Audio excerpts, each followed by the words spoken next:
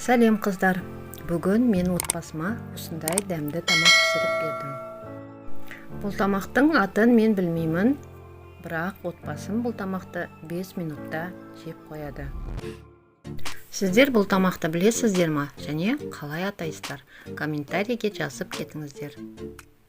Егер бұл тамақты білмейтін болсаңыздар, міндетті түрде отбасыларыңызға жасап беріңіздер. Алдымен етті орташа қылып турап, қызып тұрған майға қуырып аламыз. Етті суы құрғағанша әбден қуырып аламыз. Артынан пияз салып, оны да қуырып аламыз. Одан кейін майдалап туралған сәбізімізді саламыз.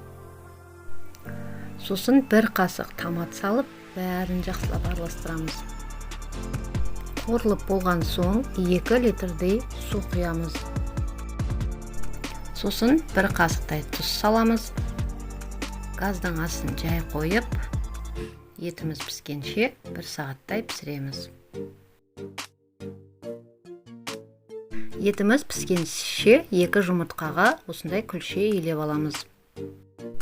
Күлшемізді жұқалап жаямыз. Жайып болған соң 2 бөлігіне де жақсылап май жағып, оған майдалап туралған пиязымызды салып, күлшелерді ораймыз.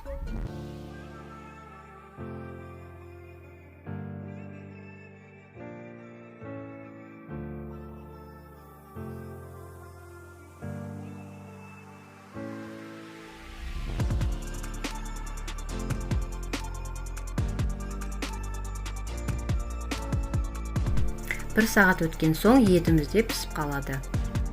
Енді майдалап туралған картоптарымызды және жартылай ашты 2 бұрышты турап саламыз.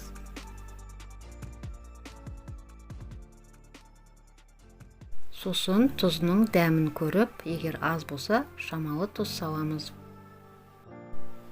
Бәрін салып болған соң, тұзы дұрыс болса, үстіне жаңағы ораған күлшелерімізді саламыз.